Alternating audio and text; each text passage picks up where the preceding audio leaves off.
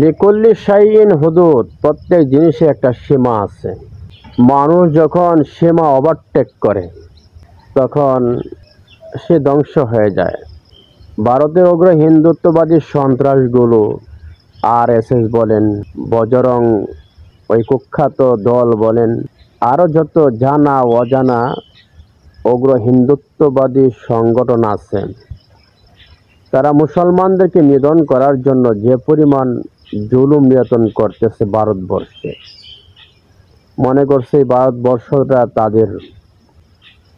মসজিদ ভাঙতেছে, মসজিদকে দখল করতেছে, দখল করে তাদের পার্টি অফিস বানাইতেছে, মুসলমানদের বাড়িঘর জ্বালিয়ে পুড়ে ছারখার করে দিয়েছে।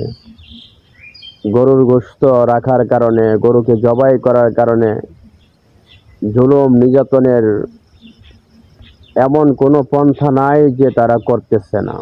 তো এই সব কিছু এখন চলতেছে, করতেছে, আর তারাও ভাবতেছে কোথায় কিছুই তো হয় না, মুসলমানদের ক্ষমতা নাই, শক্তি নাই, মুসলমানরা কিছুই করতে পারতেছে না। এই খেলার শেষ কিন্তু আছে। শেয়ার করে পুরা বিশ্বকে জানিয়ে দিন, অগ্র হিন্দুত্ববাদী সন্ত্রাসীদেরকে জানিয়ে দিন এই খেলার শেষ আছে।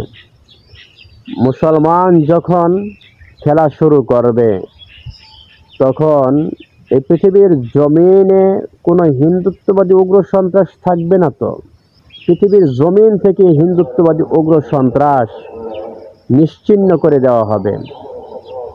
ভারতবর্ষে কোনো হিন্দুত্ববাদী উগ্র সন্ত্রাস থাকতে পারবে না।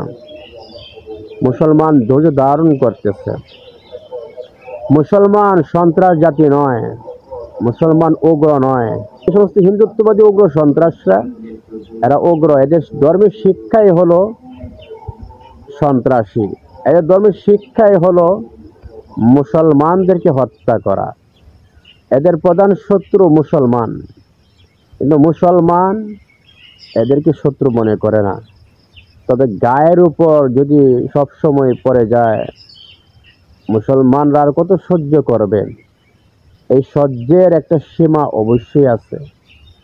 একদিন অবশ্যই প্রত্যেকটা জুলুম নির্যাতনের, প্রত্যেকটা হত্যার বিচার এই ভারতবর্ষেই করা হবে। প্রত্যেকটা জুলুম নির্যাতনের বিচার এই ভারতবর্ষেই হবে।